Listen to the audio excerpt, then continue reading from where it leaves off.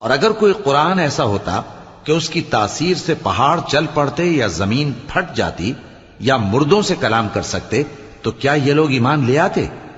بات یہ ہے کہ سب باتیں اللہ کے اختیار میں ہیں، تو کیا مومنوں کو اس سے اطمینان نہیں ہوا کہ اگر اللہ چاہتا تو سب لوگوں کو ہدایت کے رستے پر چلا دیتا؟